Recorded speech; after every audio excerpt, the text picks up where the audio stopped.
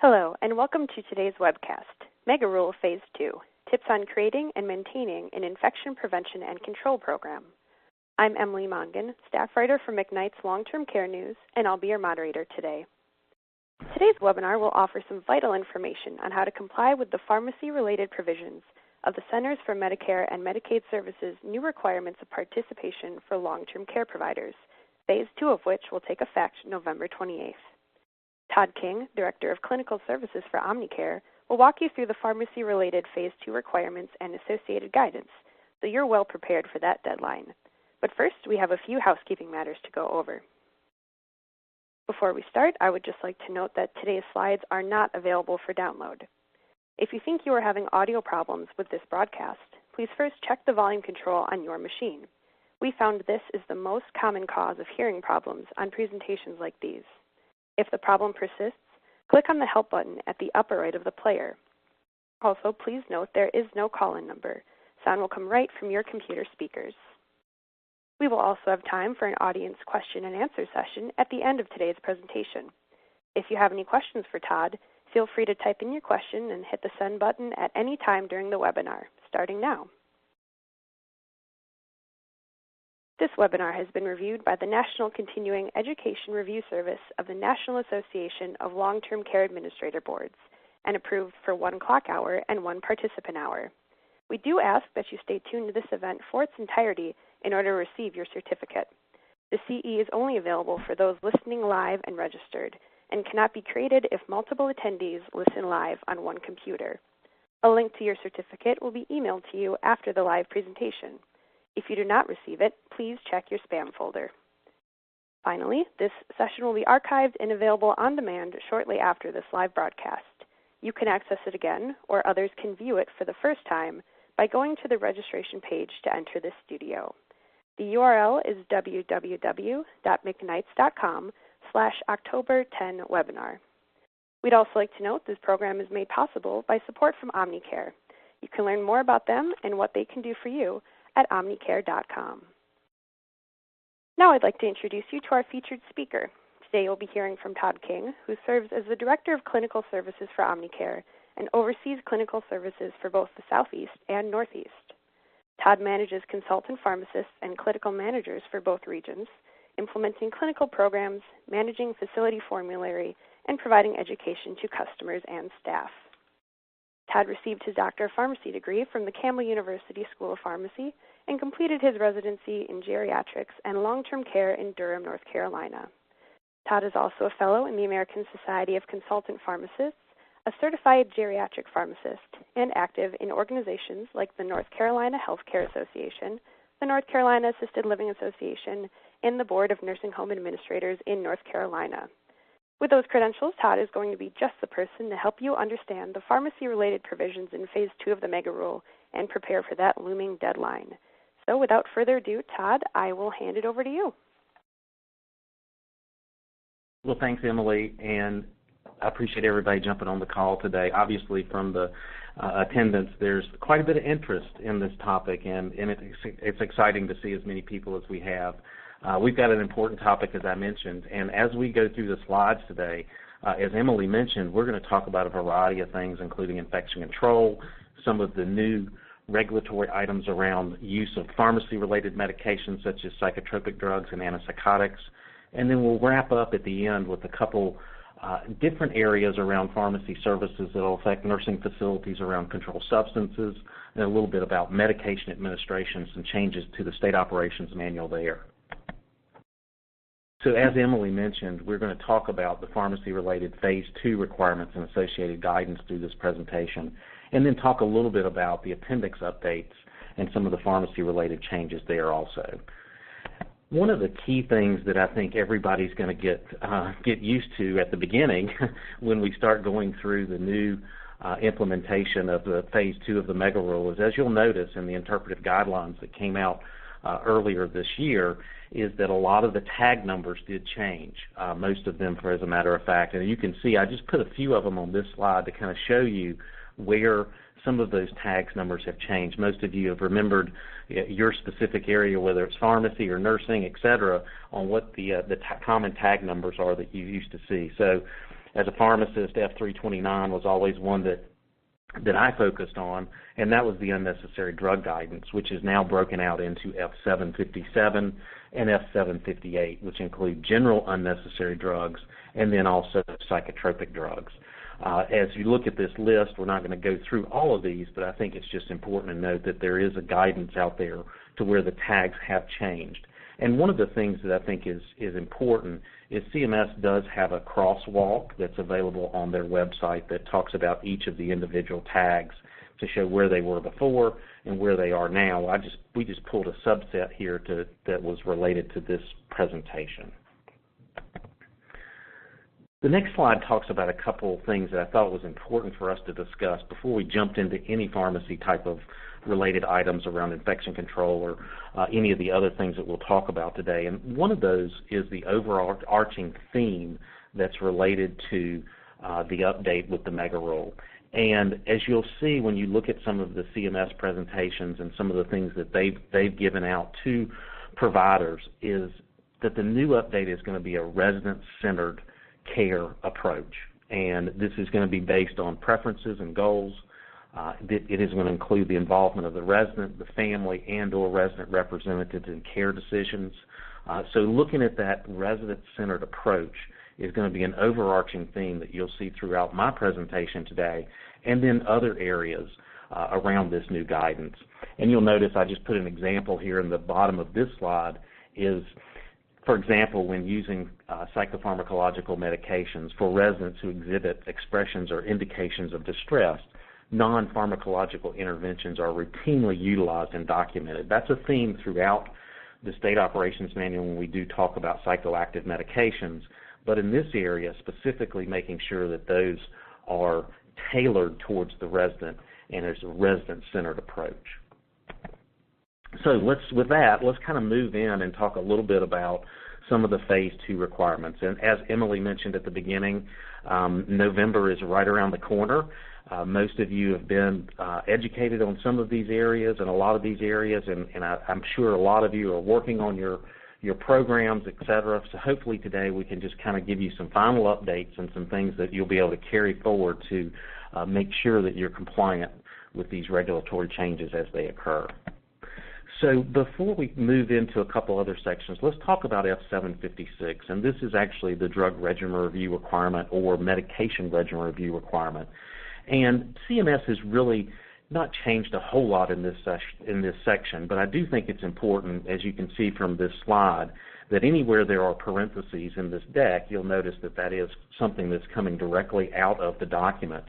And basically, CMS gives us a definition of the medication regimen review, and it's a thorough evaluation of the medication regimen of a resident with the goal of promoting positive outcomes and minimizing adverse consequences and potential risk associated with medications. We'll talk as we go through this, specifically in infection control, how we see the pharmacists participating in those activities. There's a section in now that also says that the medication regimen review should be done with collaboration with other members of the interdisciplinary team, including the resident, their family, and their resident representative. So there we go back to that overarching theme that we talked about on the first slide, is making sure that the pharmacist is actually working on that area and participating in that area when they do the drug regimen review and interacting with residents, their family, and other representatives. The last bullet section here just talks about that the medication regimen review applies to all residents, whether short or long-term stay, without exception. And I do think this is an area where CMS is really trying to move consultant pharmacists and the overall care of our residents closer to the admission process and incorporating the whole aspect of providing care to our residents at admission, because we all know that the transitions from acute care to post-acute care often do render some challenges. And this is an opportunity where I think CMS is really kind of pushing us to make sure that we have medication regimen review policies and procedures that address residents who have an anticipated stay of less than 30 days. This has been in the regulation for quite some time, and or residents who experience an acute change in condition.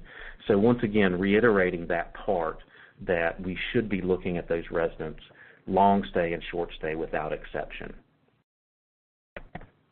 The next slide talks about an area that is really kind of one of the key areas of interest around this update, and that's the use of psychotropic drugs, specifically PRN psychotropic drugs.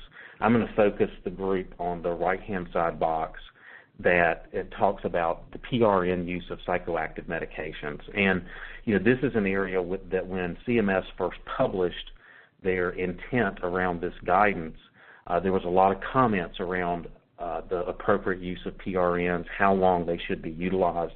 And these are as-needed medications that are typically used to control periodic or symptomatic problems that happen to a resident who experiences distress or other types of things associated with dementia. So the guidance that we were given is that PRN psychotropic drugs should only be used if necessary to treat a diagnosed and documented condition. And CMS is going to impose a 14-day restriction around non-antipsychotic psychotropic drugs that can be extended if appropriate documentation and duration is indicated on the order. Then on PRN antipsychotic drugs, those medications will not be able to be extended past the 14-day restrictions without an evaluation. And we go to the next slide, you'll see that CMS is very specific on what they say around the use of these PRN medications, specifically the antipsychotics, beyond 14 days. And these four boxes here I think are important for us to remember, and as we use or attempt to use these medications going forward, if a PRN antipsychotic is used beyond 14 days, the attending physician or prescriber needs to write a new order for a PRN antipsychotic. They must first evaluate the resident to determine if the new order for the PRN antipsychotic is appropriate. And you'll notice one of the key words in there, and this is a statement right out of the regulation, it says they must. And anytime CMS says must, they mean it. So this is an area that I think will be an important one to make sure that our prescribers understand that there must be an evaluation for that PRN antipsychotic to be continued past 14 days. They go on to say they must evaluate the resident, and this means directly examining the resident and assessing the resident's current condition and their progress to determine if the PRN antipsychotic is still needed. An evaluation entails the prescriber directly examining the resident and assessing their current condition and progress. They must document, is the PRN antipsychotic still needed? What is the benefit? And has the resident's indications or distress improved? So I think this is an important concept that we'll need to make sure that the documentation our prescribers provide is very specific and it follows this guidance. And then lastly, the bullet point that I've listed there is a note. It says report of the resident's condition from facility staff to the prescriber does not constitute an evaluation. So in other words, picking up the phone and calling and saying, hey doc, we need a new order for this antipsychotic, that won't suffice and if the condition of the resident is provided at that point. It has to be an actual examination and an evaluation by the prescriber. So this next slide, slide 13, just summarizes what we just talked about, F758 on the PRN use of psychotropics. So PRN non-antipsychotic psychotropics, that's your drugs like your anti-anxiety drugs, some of your sleeping medications, etc. Those orders may be extended past the 14 days if the prescriber believes it's appropriate, and then the prescriber should document the rationale for the extended time period in the medical record and indicate a specific duration, i.e. 30 days, 60 days, etc. And then with PRN antipsychotics, you can see that there are no exceptions. And if it is required action, that is, if the prescriber wishes to write a new order for the PRN, they must first evaluate the resident and determine if it's appropriate. So this is kind of a summary of what we just discussed on the previous slide. So this is going to be an area where I think we've really got to make sure that our nurses, our prescribers, our consultant pharmacists are all in tune with the intent of this regulation and go ahead and start putting policies and procedures in place for the management of PRN psychotropic drugs prior to next month, which it is really next month that all this is happening, and making sure that we've got good ground to stand on when these medications are utilized and provide appropriate documentation according to the guidance. So let's shift gears and now talk about infection control and the IPCP, the Infection Control and Prevention Committee. As you remember in phase 1, CMS did require that we establish a committee that follows accepted national standards, that is reviewed and revised at least annually. And then in phase 2, we are to include an antibiotic stewardship program in our process. And one of the things on the next slide that I think is very helpful from CMS is they are following current CDC core elements. And this slide kind of summarizes the CDC core elements, and this is what CMS is kind of pushing us toward, to make sure that our antibiotic stewardship program is focusing on the specific areas and has the core elements to make sure that it's successful. And these are pretty straightforward. These are things that we've been looking at and implementing in our facilities. We must have a leadership commitment from our facility leadership to show that guidance that antibiotic stewardship is extremely important. Accountability, make sure that appropriate facility staff are accountable for promoting and overseeing antibiotic stewardship. Drug expertise, including your pharmacist, making sure that that person can be involved in the committee and also help them understand when appropriate medications are used and how they are used. Improving use, in other words, implementing policies or practice to improve antibiotic use, tracking the use of antibiotics in the facility, reporting on that use back to the committee and other members such as prescribers, nursing staff, etc. And then probably one of the things that's most important is making sure that we educate our staff, our residents about antibiotic stewardship. And one that I want to throw in here is to make sure that we also educate our families around antibiotic stewardship, because I think everybody knows, all the nurses that are out there on the phone with us today know that, and administrators probably realize that, anytime mom gets a sniffle or something happens, especially now that we're going into the cold and flu season, lots of times prescribers will get requests from family members to use antibiotics. And that's an area, that type of practice is kind of what's gotten us in trouble in long-term care over the past, where we sometimes indiscriminately use antibiotics. And that's kind of one of the core elements to make sure that we are utilizing these drugs appropriately.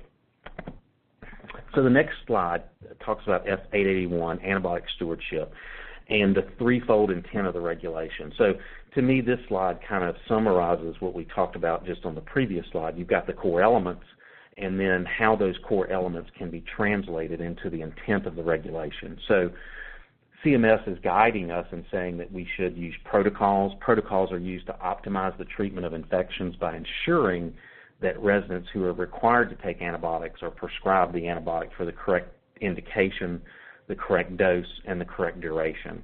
I think as you look at those three specific areas there, making sure that we're using a drug that's appropriate for the indication, make sure that the dose is accurate and consistent, what's recommended in the elderly, if it is an elderly resident. And then probably one of the more important one is the actual duration of that antibiotic. I think we all kind of get the concept that if antibiotics are given beyond what's considered a normal standard of practice, in other words, if a urinary tract infection is to be treated for 5 or 7 days and it's given for 14 days, that exposes that resident to extra 7 to 10 days of medication that they don't really need to get, which can put them in the next box for risk of adverse events. And also that leads to antimicrobial resistance, which is one of our biggest challenges in hospitals and long-term care facilities, is that over the years we've used antibiotics in sometimes indiscreet manners, and that has created resistance. That's why we have organisms like methicillin-resistant staph and vancomycin-resistant enterococcus now. It's because of the use of these antibiotics over periods of time. So making sure we limit that duration to the appropriate clinical practice guidelines will help reduce the risk for adverse events and resistance. And then naturally monitoring the use of antibiotics, developing and promoting and implementing a facility-wide system to monitor the use of antibiotics. CMS has included only antibiotics in what they want us to look at, but all dosage forms, topicals, ophthalmics, otic preparations. So those are things that we need to be looking at also as we build our program around antibiotic stewardship. And then also making sure that we have laboratory reports to determine if antibiotics are indicated or need to be adjusted, et cetera. So making sure that we use those culture and sensitivity reports appropriately to either switch to a more narrow spectrum antibiotic or an alternative antibiotic when those results come in. Slide 17 is actually F81 antibiotic stewardship also. Just talks about the consultant pharmacist and that the pharmacist will be monitoring and communicating the use of antibiotics and when they do their medication regimen review. I think this is an important area for a pharmacist to have an impact and be able to show where specific utilizations are appropriate or inappropriate, et cetera, and report those back to the facility.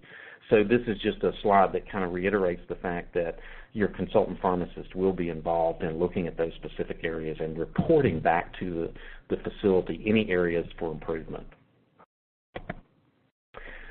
So back to F880 and infection control, I think, CMS has kind of given us a guidance around appropriate use of antibiotics, but also I think we all need, and everybody on the phone knows that this whole process is multifactorial. In other words, there's a lot of areas that impact infection control and therefore antibiotic use in long-term care facilities, specifically the boxes that we've listed here. I'm not going to go through all of these, but I think as you can look at them, you see that this process is going to encompass the whole facility, making sure that we've got proper hand hygiene, make sure that we have policies and procedures around injection safety. We'll talk about point-of-care testing devices in just a second, making sure that your staff are familiar with the cleaning and disinfectant products and their procedures. So these 9 boxes are key boxes around infection control and making sure that we develop a program that meets these specific areas and others to make sure that we're going to be compliant with our overall surveillance of our antibiotic stewardship program in our facility. And these items here, these core items, will also help us prevent infections, which is naturally the key to reduce the use of antibiotic therapy, is not to have the infections occur in the first place. Slide 19 talks a little bit about the analysis, documentation, and reporting on what surveillance we see in our facility. So CMS has kind of given us a little bit of a roadmap here that shows us what type of data should be collected and documented in the infection control committees and the things that we'll be reporting on. And these are pretty straightforward. These are things that we all kind of are familiar with. It's just making sure that we've got them and we've put them together and we're utilizing and managing them correctly. So making sure that we know the infection site and what type of infection it is, the pathogen, if it's known, what the organism is, what the signs and symptoms of infection were, resident location, including how many developed infections. Sometimes you'll see multiple infections on one floor or one hall of a nursing facility.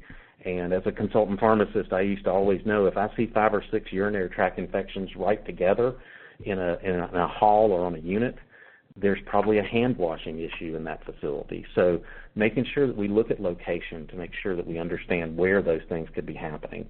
Staff observations of ineffective practices such as hand washing. Once again, you've got to make sure that once we get our staff to buy into this, it's okay for them to report that, yeah, we might have a problem in one area.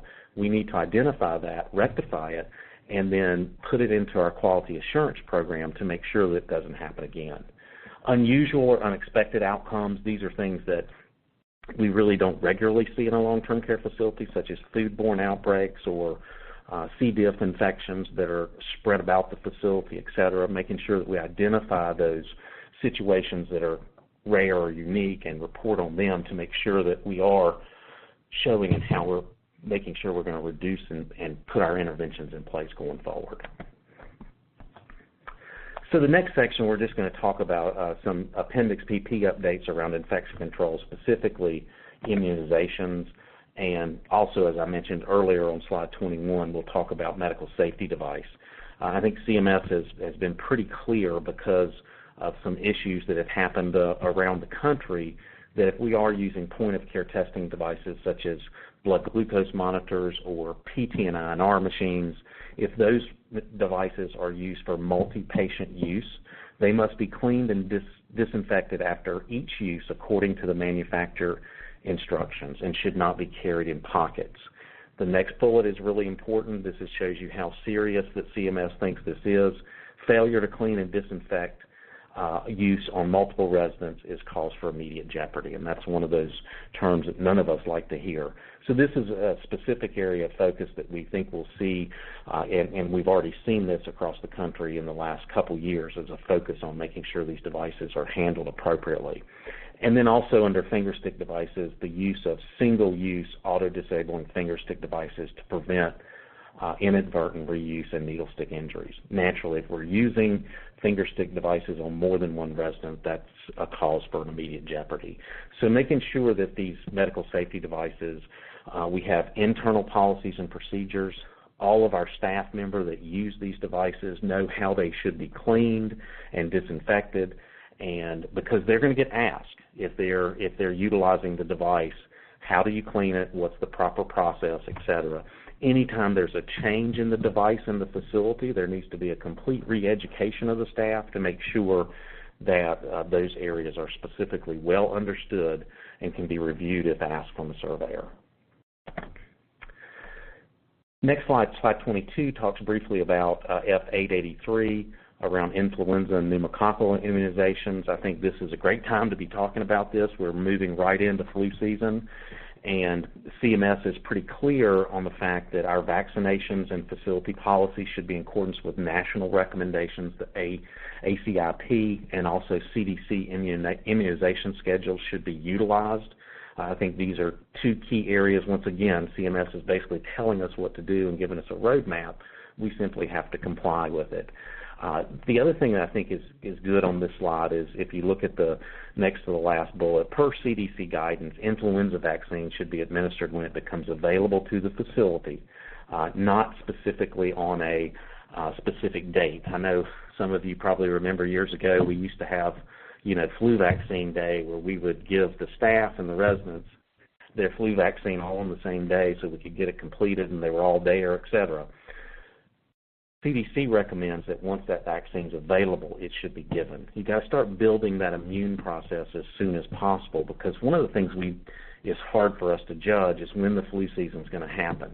I know there's already been some reported outbreaks this early into the season, whereas last year it was kind of a little bit of a later flu season. So go ahead and get that immunization processed right away and administered so the body can start building that immune system. And then adults over 65 should receive both pneumococcal vaccines.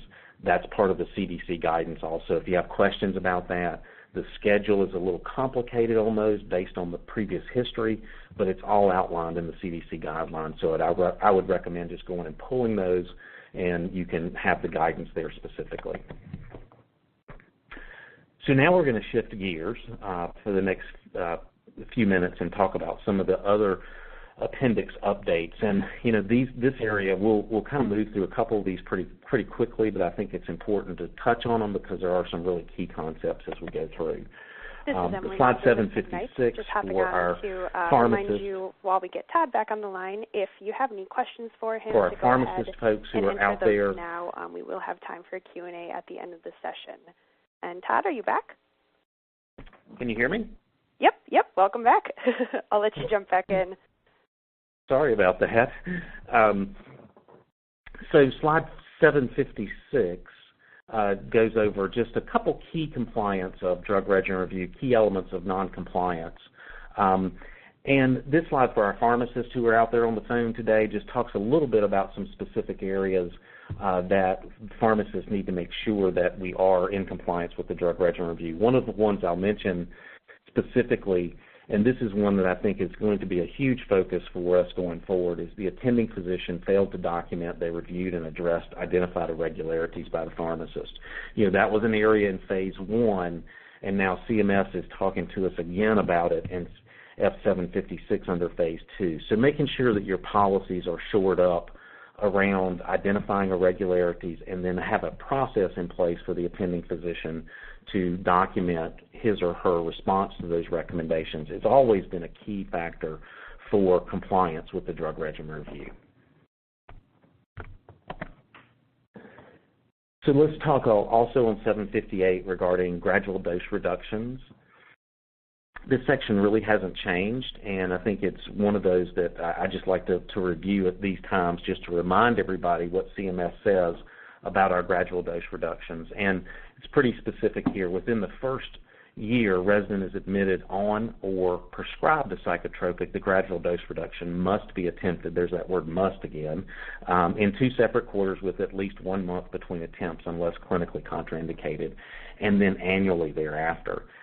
Clinically contraindicated is also one of those specific areas which I think is good for us to always review, that there are specific areas where CMS does allow, if a psychotropic medication is going to be used for a long period of time or an extended period, or the resident should not have the dose decreased, CMS does say that there should be documentation that either the resident has failed that decrease or their symptoms worsened afterwards, or the rationale can be documented why the GDR would impair resident function or increase distress behavior.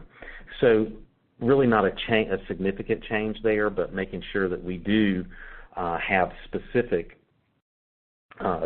areas for documentation of whether or not the medication can or cannot be decreased. Also under psychotropic drugs, I think if you go back to phase 1, everyone will remember that CMS defined what they felt a psychotropic medication was. That list of drugs included the 4 categories of medications that we've been accustomed to. That's the antipsychotics, the anti-anxiety drugs, sedative hypnotics, and antidepressants. Well, they also had a caveat in there that it said there's other psychotropic medications that may be included in this process, to where we will be periodically reevaluating these medications also. And lo and behold, in the guidance, they did give us a list of drugs: central nervous system agents, which is a broad category, mood stabilizers, anticonvulsants, muscle relaxants, anticholinergic medications, which is another broad category of drugs, antihistamines, and then NMD receptor modulators, and then lastly, and kind of importantly, OTCs, naturals, and herbals. If there are products that do affect an overall behavioral issue or some type of symptomology that is related to a psychotropic medication, the one that comes to mind to me and to my team here is melatonin, which is one of those products that is an OTC, natural or herbal product that, historically there's been a lot of confusion about whether or not we should periodically reevaluate it. I think this is now kind of clear what CMS is telling us, that this is a product, at least the way it falls, and from my interpretation, that we should periodically be looking at. One caveat on this, I want to make sure I make this example, is if you look at specifically anticonvulsants, and I think for all the clinicians out there, that one should have kind of popped off the page when I mentioned it, is these are drugs that when they are being used for expressions or indications of distress related to dementia or a psychiatric diagnosis, the drug should be reevaluated. That's an anticonvulsant that could be used for, like a drug like Depakote, that could be used specifically for a behavioral-related problem. It's not being used as a seizure medication. So in that case, you would decrease it. If the resident had a seizure disorder and that was what the drug was prescribed for, it would not be subject to the decreases. Another area that I just want to touch on real briefly is under psychotropic medications, other key guidance areas. On new admissions, I think we touched on earlier the process of, CMS kind of moving us a little bit closer to the admission process. There's documentation that the attending physician, in collaboration with the consultant pharmacist, must reevaluate the use of psychotropic medications on or close to admission, and or see if they can be discontinued at that period. And then naturally, monitoring is an important area around psychoactive medications. Anytime there's a dosage change or a new order for a medication, we should be making sure we're looking at specific side effects, potentially related medication-related problems, etc. Once again, documentation just to kind of reiterate on antipsychotic diagnoses. CMS is clear to say that diagnoses alone do not necessarily warrant the use of an antipsychotic medication, and goes on to say that an antipsychotic may be indicated if these 4 bullets are met. an antipsychotic. The behavioral symptoms present a danger. Expression of indications are significant, if not clinically contraindicated. Multiple non-pharmacological approaches have been attempted, but did not relieve dangerous or distressing symptoms, and or a gradual dose reduction was attempted, but clinical symptoms returned. And then lastly, documentation must clearly show multiple care plans, non-pharmacological approaches that should be, as we've discussed a number of times, resident-centered and resident-specific. So let's shift gears and kind of talk a little bit in the last few minutes here about some of the other kind of nursing, pharmacy-related things that are new in the guidance. This is S759 and 760 around medication errors, the crushing of medications and administering medications via G-tube. CMS has come out with their standard of practice and saying that crushed medications should not be given all at once, and in parentheses, orally or via G-tube, or via tube. There should be flushing that occurs within each medication except if there's a fluid restriction. So in other words, CMS is wanting us to get away from the mixing of medications after they're crushed and administering them all at once. So that is a practice that I know in some areas is still done, and that's an area that's going to definitely need to be addressed. And CMS has given us their rationale. Crushing and combining of medications may alter response and or occlude the tube. And then also when given orally, if all those meds are crushed and they're put together, the concern becomes incomplete administration. In other words, if the resident spits a little bit or some comes out of their mouth, it's really impossible for the staff member to know which medications were ingested. So therefore, monitoring is difficult. In other words, if you've got 2 or 3 blood pressure medicines and the blood pressure is variable based on the administration, it could be based on the administration if the resident's not getting all of the specific drug. So this is going to be an area, I think, that's going to be a lot of interpretation, and facilities are going to really have to, once again, go back, as we talked about at the beginning, and be very resident-centric and resident-focused, because there are some residents who, if you've got 10 medications and 10 different cups of a pill in each one, that's going to be difficult to get certain residents to take. And everybody out there that's done it or doing it on a daily basis knows exactly what I'm talking about, and much better than I do. But I just know that that's going to be a somewhat of a challenging area. But making sure that I think if we do provide those medications and provide that documentation as to why it may be risky for this resident to take their medications in that manner, then it should be something that the surveyor should consider. Now, the counting of errors is also an important topic. If the surveyor observes crushing and combining of medications, the number of errors is equal to the number of medications crushed. That's a pretty significant comment. Same thing with flushing. If there's not flushing between administrations of medications via tube, the number of errors is equal to the number of medications administered without flushing. To me, that's an opportunity for us to see some pretty significant medication error rates that are reported in the upcoming 2567 reports, which, as we all know, those are public record, and they're definitely things that you don't want to see in a report. So I think making sure that we have policies and procedures to address this, and once again looking at each individual resident as an individual and designing that medication administration process around their specific needs. Slide 30 talks about the administration of Phenytoin or Dilantin and enteral nutrition administration. This has been out there in the literature for quite some time, that there is an interaction between Phenytoin and enteral nutrition administration. CMS has kind of given us our guidance now that is saying that the medication and the enteral feeding should be separated. Surveyors should consider the simultaneous administration of Phenytoin and enteral nutrition a medication error. I think it's important that you have policies and procedures around addressing this. The challenge has always been is getting those orders correctly, so the feeding is turned off at a specific time and then turned back, and probably more importantly, turned back on at a specific time to make sure that the resident's not having a significant interruption in the time that they're fed via the tube.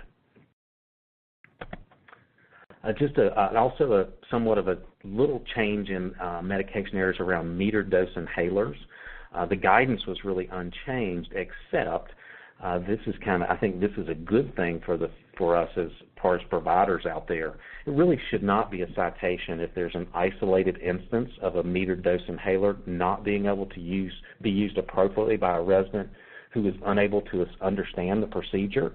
And I think we all know, we all have good days and bad days, and if there's a situation where one resident doesn't understand how to use the device, it really shouldn't be cited if that's the only instant. Now, if you go below it and it says if repeated instances are occurring, then that could be considered a medication error, because anytime we see repeated instances of certain things, that should be taken back to the prescriber or the consultant pharmacist for he or she to review and kind of go through and make sure it's being done correctly. F755 under borrowing medications under pharmacy services. Borrowing is actually now a concern that has been expressed in this update, and this is pretty important because I think there are certain situations where over the years I've seen situations where borrowing occurs, and I think it's one of those that CMS has got the right idea here because it does indicate a process issue in the facility. So borrowing medications is not consistent with professional standards and contributes to medication errors. The need to borrow raises concerns about the facility system to ensure sufficient supplies to each resident. And CMS goes on to say if the staff borrows due to failure to order or not following the facility system, it can be cited under F658, which is also services provided to meet professional standards. So this is going to be an area of focus, I think, making sure DONs that are out there on the phone, you can walk down the halls and figure that out, kind of if it's going on in your facility, and making sure that we're addressing it with our staff and getting our pharmacy involved to help us make sure that we're able to get the medications to the resident. Last couple things here, and then we'll turn it back over to Emily and talk a little bit about, answer some questions that are out there. But under F755, under pharmacy services, there's a specific section, a couple things that I think are pretty important around controlled substances. And I think everybody knows that controlled substances and the opioid crisis that we have going on in our country right now is a huge focus, not just in long-term care facilities and nursing facilities, but it's a focus across our country. So I think CMS is looking to us as facilities and providers to make sure that our policies and procedures around the handling of controlled medications is very tight, and it is very purposeful, and it has documentation where we can make sure that our drugs are being handled correctly. So there's been in the regulation for quite some time a requirement around a periodic and accurate reconciliation of controlled medications within the facility. And I think this is an area that can help with prompt identification of loss and potential diversion. One thing that is new is CMS has gone through and defined what the reconciliation should be. And basically, the medication reconciliation that should be done periodically is to monitor a system of record keeping that ensures an accurate inventory of medications by accounting for controlled substances that have been received, dispensed, administered, and or including the process of disposition. So in other words, making sure that we follow, this reconciliation follows a controlled substance from the time it's ordered to the time it goes to the pharmacy, the time it's received in the facility, when it's administered to the resident, and once it's destroyed, what the policies and procedures on that are. So making sure that it's basically following the chain of command of that drug. And this is something that the facility is required to do periodically. CMS really doesn't give us a recommendation around that. I recommend monthly, but there are others out there that recommend it at different times. Naturally, anytime there is a suspected diversion, there should be a reconciliation to look at your internal policies and procedures and see where that breakdown could have occurred. And that's a serious situation that CMS will look to make sure that if there was a diversion, that reconciliation was performed. So I think this is anytime there's a new definition and there's a public outcry of a lot of the things that are happening, I do think that this is going to be a focus. So DONs and administrators out there making sure that your policies and procedures around that reconciliation is good and you've got the documentation, et cetera, your pharmacist can help make sure that that's being completed and give tips and ideas on how that reconciliation can occur. Also under 755, some specific mentions of disposal of controlled substances, and one drug that, as you can see on the far right column, that's mentioned specifically is fentanyl. And fentanyl patch disposal is an area where there is potential diversion because of there is some of the product left in the patch when it's taken off. So making sure that where there is potential that we have policies and procedures around destroying that patch in accordance to what your recommendation is from either the manufacturer or your environmental protection agency. I know in my slide here you can see that CMS has said disposal of the patch should be by folding the patch in half and flushing it down the toilet. There are some states that do not allow that, so you should have policies and procedures around the destruction of these that are based on your state EPA recommendations. So making sure that you've got good policies and procedures on that. And the reason fentanyl is probably focused on here, if you don't know, is it is one of the products that is turning up on the street a lot from an abuse standpoint in our communities. A couple other points on controlled substances, and where we one other that I think this is a positive area where we've definitely gained some guidance from CMS and some clarity. I think everybody's aware that in long-term care facilities, sometimes controlled substances are dispensed, liquid controlled substances are dispensed in large volume containers. It should be noted in the middle bullet here that the absolute accuracy in tracking volume and use of liquid controlled substances may not be possible. I think that is a quote, and I think it's one of those that we need to take with a little bit of a grain of salt, because I think if you've got minor variations in those liquid medications, it could be okay, but anytime, as we know, we have to use our discretion, that there is larger volumes that are missing, we should be reporting that as a potential or actual diversion. So this is just some clarity, I think, from CMS that gives us some guidance on it, but also we need to make sure that we use good common sense around this situation. And then lastly, just some documentation around general standards of practice with controlled medications, documenting how we record and document the specific use of those medications on a narcotic count sheet is important, that we record each dose that's administered, we subtract the dose from the previous volume, record the remaining amount, et cetera. And then also making sure from liquid medications that we're looking for potentials for signs and symptoms of diversion, and I've listed a couple of those here. Changes in viscosity, spills, statements from residents that medications are ineffective. So just a couple slides here, just as a couple reminders on the summaries for Phase 1, 2, and 3.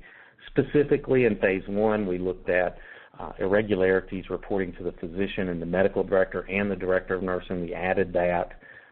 There was the establishment of the Infection Prevention and Control Committee.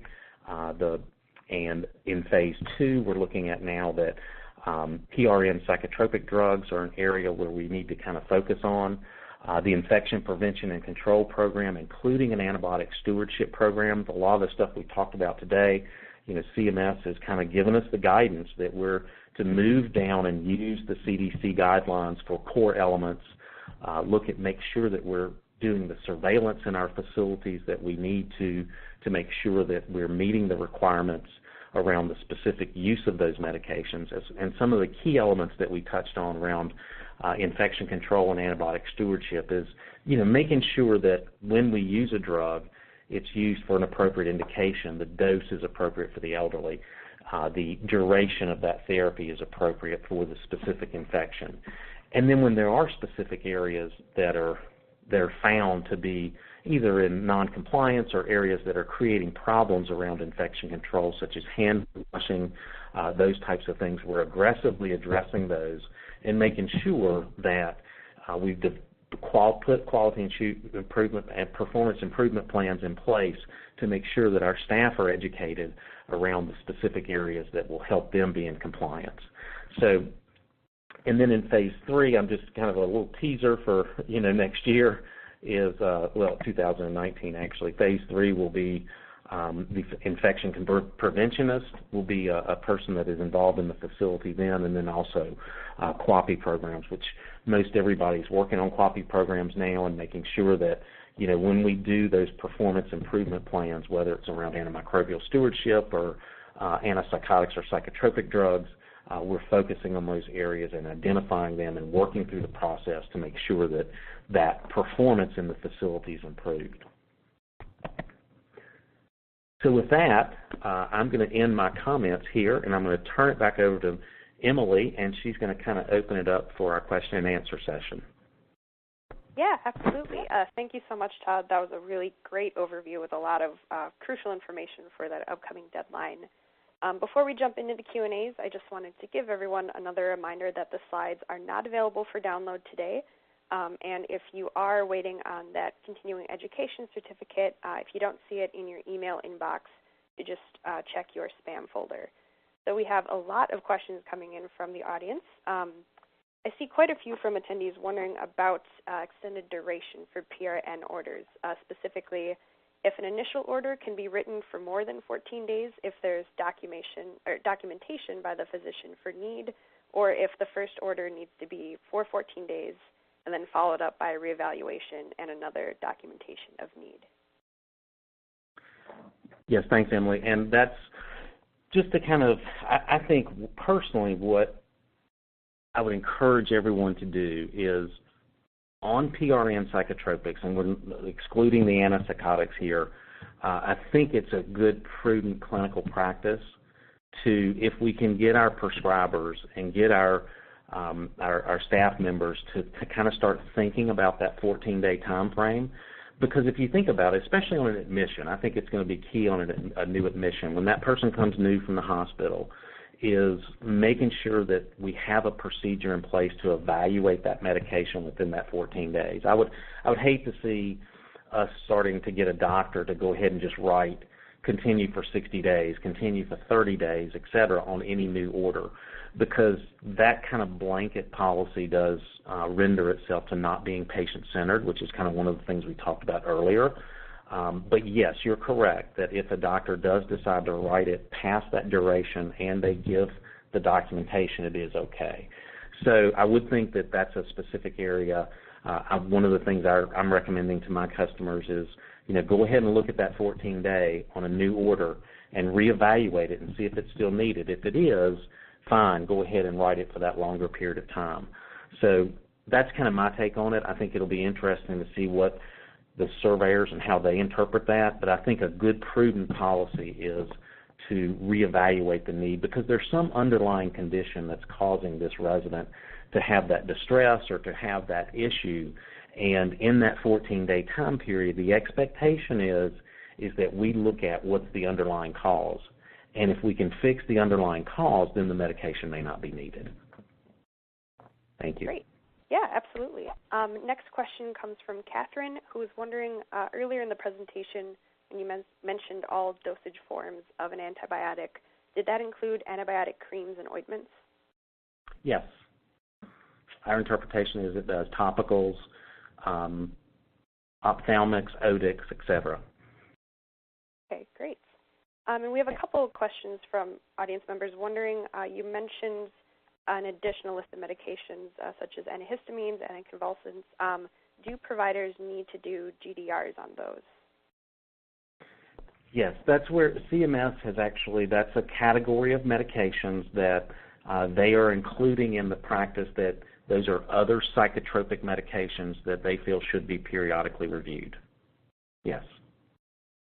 And Emily, I looked at one question that I failed to answer during my talk. So can I answer that one right now, just because I think it's really important? There's a question out there on PRN, antipsychotic, and psychotropic use for residents who are under the care of hospice. And I think historically there's kind of been some flexibility around hospice. And if you haven't been listening to them, I would encourage the audience members to look out there. CMS is having some question and answer sessions around the new mega rule implementation, and this one is coming up quite regularly. And CMS is clearly answering that the PRN psychotropic and antipsychotic 14-day restrictions apply to all residents. So that includes hospice residents also. Thank you. I just wanted to get that in there. Yeah, thank you. Thanks for addressing that. We do have a couple questions on another topic, wondering if you could just kind of remind people, as far as documentation by the physician goes, what can be done in order to give all crushed meds to a resident at one time? Yeah, I think, and that's the $64,000 question in some cases. I think that what I would tell the facilities and tell the prescribers, we need to look at that resident and evaluate them for specifically that resident and look at specifically what their condition is and what their diagnoses are, which could impact that. And I'm just thinking, one of the ones that comes to mind for me is if you've got 10 pills for a resident and they're at risk for aspiration, or they have dysphagia, or they've had a stroke or something like that that predisposes them to have difficulty in administering medications where they actually may need to have them crushed, that's a resident, in my mind, potentially that if they're put at risk for aspiration by the multiple administrations, getting a speech pathologist involved or speech therapist involved to evaluate that resident to see if that's a significant risk for them, that would be a situation where I think a doctor could document that this resident should have their medications combined and administered at one time. So once again, you're probably not liking my answer, but it's got to be individualized and make sure that we look at the specific underlying condition that may predispose that resident to having a negative outcome from that. So that's kind of how what I've been talking to my facilities about is making sure that it is that resident-centered approach and that we've got that documentation in place from the prescriber. The other, kind of going back to the antipsychotics and psychotropics that we talked about, remember years ago we used to have orders that used to say may crush meds, and it was on every resident's chart. That type of blanket statement I don't think is going to go with this resident-centered approach that CMS is really looking for. So I would look at those residents individually and make specific recommendations based on their underlying condition and what factors put them at risk for that specific type of medication administration. Great. We've got time for just one more quick question. This one comes from Pat, who asks if aromatherapy for pain management or behavioral management would fall under the category of OTC naturals and herbals. Wow, that's an interesting question to end on. Thanks, Pat. I don't, aromatherapy, I would not think that would fall under because that's a different type of approach. It's a non-pharmacological approach, but sometimes I do know that herbal products are used to create the aromas to help those residents. That's a great question for someone like myself to ask CMS, and I'll be glad to do that. I think, Pat, that's the type of stuff that you can send questions and answers to them to get their specific guidance on, and I'll do that, and I think that would be great for you to do because that's intriguing to me to see what their interpretation would be on that. Awesome. Thank you for that answer, Todd, and for all of that awesome information you shared with us today. And thanks so much to all the attendees who submitted questions. We hope you all have enjoyed today's webcast. The session will be available shortly at www.mcknights.com/October10webinar. And again, we'd like to give our special thanks to Todd King for that wonderful presentation today. We'd also like to thank our sponsor, Omnicare. You can check them out at www.omnicare.com. And finally, we'd like to thank all of you for tuning into today's event. Once again, this is Emily Mongan for McKnight's Long-Term Care News, hoping you have a great rest of the day.